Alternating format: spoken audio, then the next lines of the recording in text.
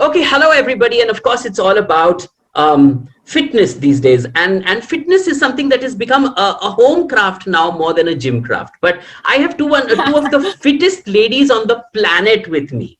Sapna Khanna, of course, she is a Miss Fitness India 2018, which of course तालियां बजा के ही मतलब ये चीजें फ्री में तो आती नहीं. You have to work very hard at it.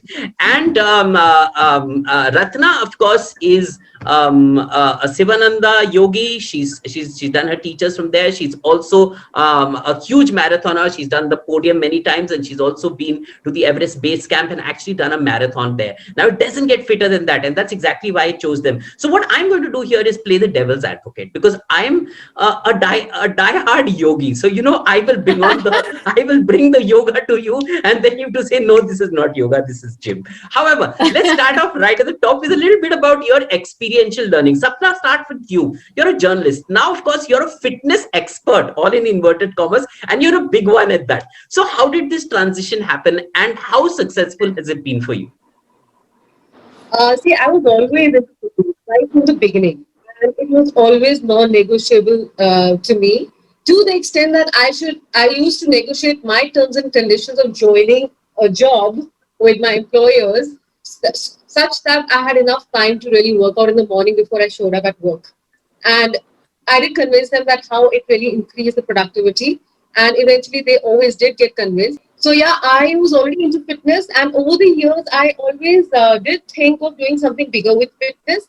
And at the time when media was going through recession, and I kind of felt that I reached the top of the rung, and there was really nowhere else to go, and the market was recessive, and print media was not going to really do any better. Even if the market does get better, it's going to be really digital media, and it is.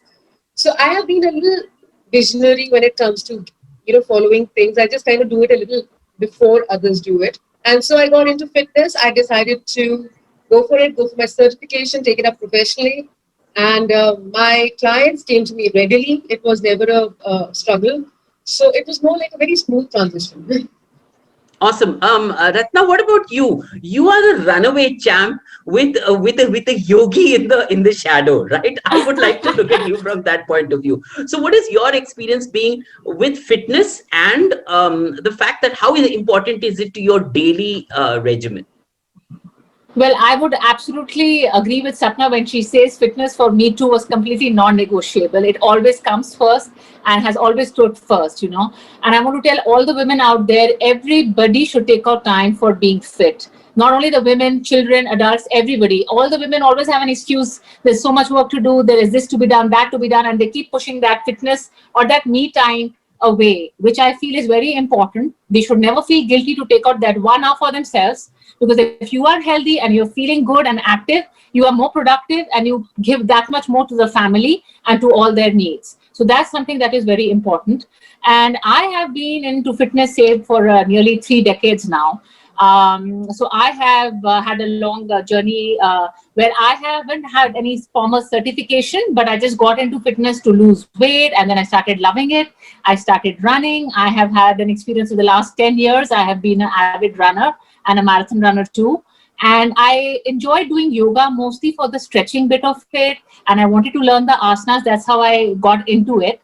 And being a gym freak, completely a gym freak, and I'm into lifting heavy. So for me, both the things are kind of at counter ends at each other, because the day you lift and you are all pumped up, you're not even able to touch your toes or do a forward bend or a Padmasana or anything like that, because the body gets so sore and stretched. But after that, the next 2 days, if you're not lifting and you go back to yoga, you are good at it. So I think for me, I've always envisaged a situation where it's a mix of everything. I would love to do yoga to balance my gymming and my muscle building routine, to maintaining the flexibility in my body.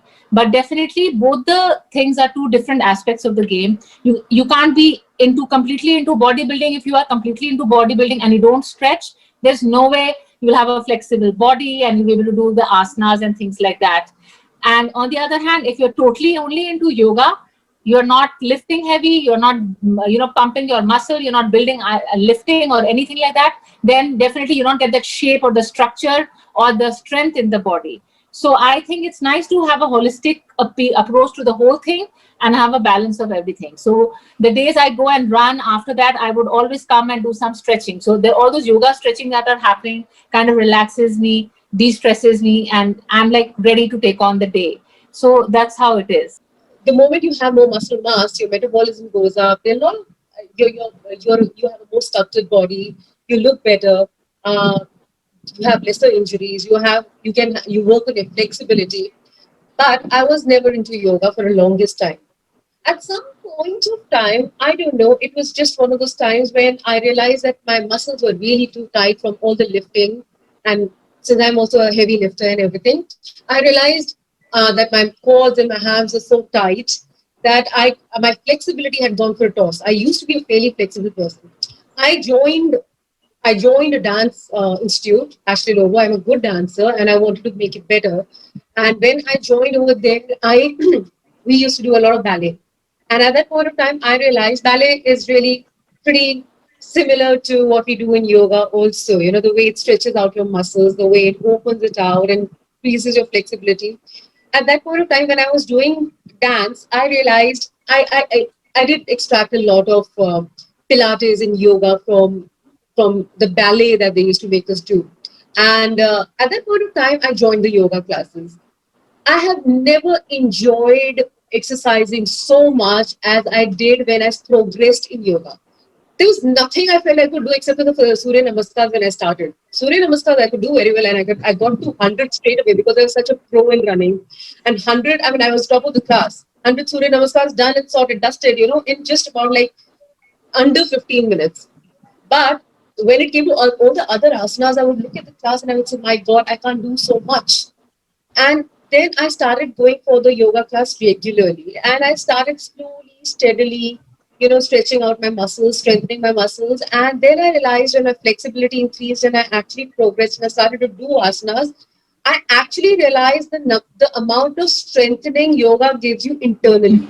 It strengthens you internally so much. It strengthens your organs literally inside, which no genre of fitness, no exercise, no weight training, nothing can do.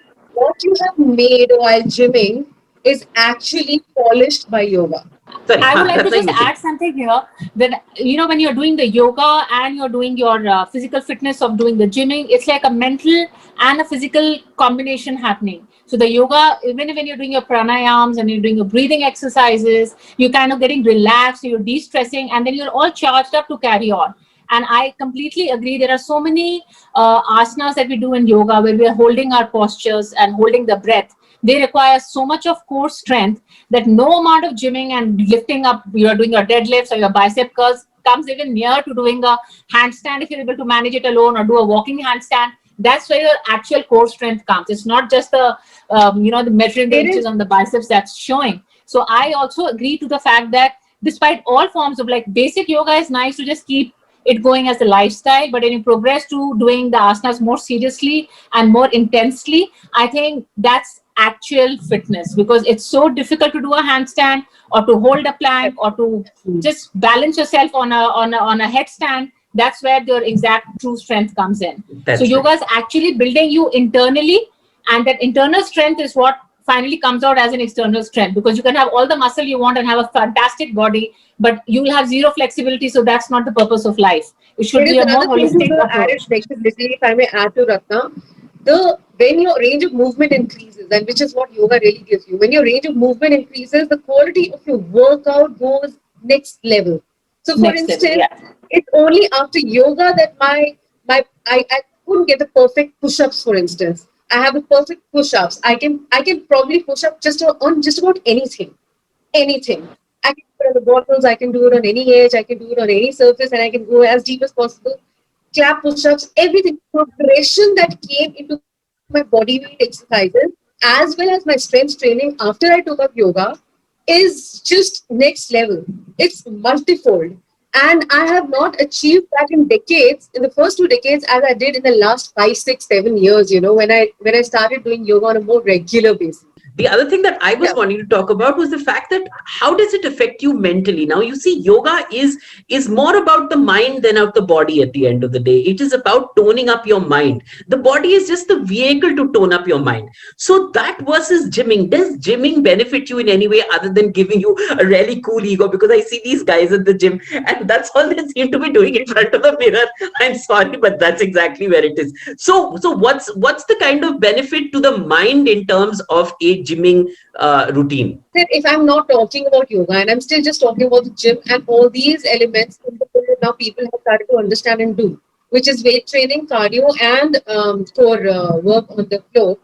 And if they don't do yoga, and let's say this is what I was doing for a very long time, so yes, it does beat stress because any kind of exercise, especially cardio, does release hormones in your blood that take care of the stress and put you in a very happy, elated mood. So you do benefit from that sense. But how yoga is really better in beating stress is simply this, that when it relaxes and stretches your muscle, all the acid that it assimilates when you're lifting around your muscle, that tends to the DOMS that happens, the delayed onset of muscular stress that happens. Uh, that is exactly what yoga takes care of. So whenever the muscle is contracted, when you lift, there is an acid that assimilates around, which causes the DOMS, which causes the so as to say the muscular stress, Stress, yeah. and yeah. So you have to actually get rid of that. That is the reason that people say that you should stretch. But the stretches that are there in gym are just lighter stretches which don't really do the work as well as yoga does. And when you do Yeah, the so they're yoga, just cursory stretches. You're just doing it to end the session and kind of, it's like a cool down kind of a it's stretching more that like they're a doing. cool down. That's right. Cool It's down, more like like a a cool cool down. down, Yeah. but it does not really give you the kind of stretch that your body really needs because you've really been lifting that heavy, and those light stretches are going to do nothing for you. But when you go ahead and do yoga, the kind of stress buster that yoga is that that's when your muscles are completely, you feel light. Honestly, when I do Yeah. a hala asana and stuff, after I have done a very heavy back workout, let's say, my back opens out completely, lengthens completely. And the moment I get up, I feel, even if I put in a workout and I've done then a few stretches with yoga, I feel like I'm ready to go anywhere. Yeah, you The charged tiredness, up all over again. So it's important to have a flexible routine. And yes, when I'm running and I'm doing a long distance run, or I'm doing a HIIT workout, or I'm doing a speed work running, there's a lot of lactic acid buildup that happens in your legs, in your calves after a fast run that you do. So you Right. have to come and stretch. It's as simple as that. If you can take out half an hour or 1 hour to run, one must take out those 10-15 minutes to stretch. Not that ab main ye shaam ko kar lungi. No, wrap it up there and then finish it off. You're done and dusted for the day. You'll stay injury free and your body will thank you for it later. When I get up in the morning and I'm listening to my yoga chants, or I'm just looking at the plants outside, it's just soothing me down. I'm just kind of soaking in the energy from outside and drawing it inside me, filling it up inside me. That's the calming or the healing effect yoga has on me. It keeps me in a state of balance for me to carry on my day the whole day long. But when I go to the gym, I'm lifting, it's a different zone altogether. I'm not in that calm mode altogether. I'm like, come on, bring it on. I can even pick it heavier and I can go higher than this. It's like you have to kind of have a mix of both so that it's beneficial for you. So the only drawback of this is that in the long run, you can't just be a yoga person doing all those crazy asanas because you're running also and you are lifting. And so you're not going to be a master of everything. You would be in balance with everything, but it would not be that I can do a headstand, I still can't do a handstand. So I'm working on it slowly, slowly. But if I'm running the next day or I'm going now in the evening to do my weightlifting session, it's impossible that tomorrow my body will be at the same flexibility level if I leave weight training for a week and I just concentrate on doing yoga. So it actually all depends on your fitness goals. If somebody just wants to perfect the asanas and then come into a blend of those, then I would say just focus on doing yoga. Don't gym for that 1 month or 2 months till you're learning something new, because your body needs to be stretched and flexible and relaxed that in that state of mind. It's only when you have decided that you want a balance of various exercises and forms and you've perfected some asanas out and now you're comfortable blending them all together, blend them all in and take things forward. Okay, lovely. Blending is the big idea now, which brings me to my next question, and that, of course, is there is always this age factor that is related to gymming slash versus yoga. So yoga is supposed to be timeless and supposed to be ageless, whereas gymming is a certain thing that you do between the age of, I'd say today, 14 or 15 and say a 30. Sapna, what do you have to say to that? Because Age is just you a number. understand. I'm going to just bring you down on that. First and foremost, you're talking to two women who are here, and I'm sure you can't guess any of our ages here, right? No, I'm not looking at the ages. I'm just looking at yoga being good for a certain age or not, or do you think that yoga and gymming can be done at any age? That's In my fact, question. I feel that the older that you get, you really, really do need weight training and strength training a lot more. For your Because see, muscles to be active. Yeah. because you tend to, people who don't work out at all or they're very irregular, let's say, or who don't do weight training, to be specific, they have about 50% of their muscle mass by the age of 65. And that's where all the orthopedic problems are escalating. And Right. you really need to retain your muscle mass, and you need to strengthen your muscles, especially as you get older. But you can't start when you're really that old. I mean, you can, but then you're going to start slow. You can start at No. any age. You can start training or any form of fitness at any age, but the sooner you start, the better. But it should always be a slow progression. There is no hurry to really do a 100 kg deadlift, and there is no hurry. Exactly. You're not into powerlifting. It's not like Right. all of us have to go there and lift beyond our capacity. We have to lift a little bit more so that we challenge ourselves and we are able to build the muscle mass. Why progression is important is that if you get very comfortable just doing the same weight, for example, you lift the same weight for a long period of time, your muscle will not get any further strengthened or built further because your body has gotten conditioned. So Used to that weight. Yeah. you have to progress in any form of fitness. Even when it comes to running, for instance, if you have to really benefit out of running, you have to keep on playing with the intensity, the distance, the time. You have to keep How changing your workouts. You have to keep changing you your keep changing routines. the And the same pattern, goes for you keep changing yoga. the Yeah. combination. You Yeah. keep Right. changing all that. But I feel that you can start with weight training maybe a little later, maybe in your later 20s if you like. It's not necessary that you have to. The, the people who start around 18, 19, 20, 21 are really looking at the aesthetic thing of it. They want an aesthetic body, they want to look good, they want They are to looking at have the muscles. dollars more than anything else. They want the They want dollars, to they want to impress impress the people girls. around. Yeah, the girls want to impress the guys. It's only later towards your later 20s that people start to get serious about fitness for the right in the right sense. And Yeah. as Right. they get older, when they go into their 30s, mid 30s and late 30s, they realize that they get the joy of really being able to be strong and having the endurance to do things, having the flexibility. That's where they start doing this for themselves. And as Yeah. they grow older, they realize that they want to stay that way. It's not about Yeah. looking young, looking good, but they want to be as strong as they always Feel were. healthy and feel What strong. troubles Slowly me then what fitness troubles becomes me a on some habit. It days becomes a is lifestyle. the day I may be 2 kilos up, but if I can't do I can't lift as much or I can't do as many push-ups on a certain day, that troubles me more than anything else. I Right. say, oh, did I eat right? Am I eating right? Is there anything wrong with my diet? Is there anything that I'm not doing right? That is what troubles me. I want to stay strong.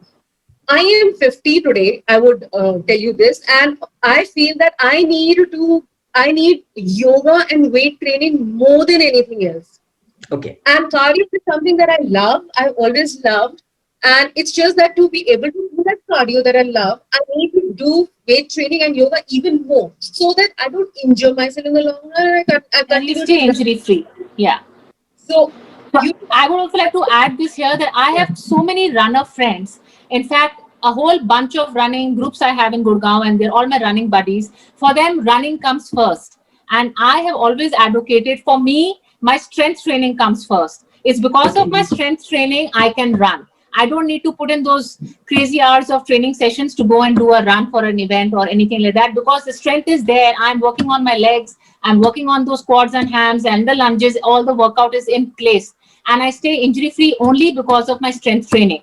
So That's on right. a regular basis, I would never give up my strength training. I may give up my cardio run, exactly what she's spoken about. For me, the cardio element can be taken away, but the strength element cannot be taken away. There's not a day when I would not go and strength train. I can play around with my running schedule. I can play around with running, I can play around with yoga, but the strength training on a daily basis has to happen. Okay, so that's how Muscle important mass, strength muscle is. mass becomes Denzel. It becomes really important as you get older. It's You know, very as important you grow older, you don't want to muscle look lean and haggard and not have any energy to lift. Now, over the years, as we are growing older, I feel I'm more mature. I want to lift more. I'm not lifting to impress anyone. I'm just lifting to tell myself that, yes, I can do better than this. I can improve.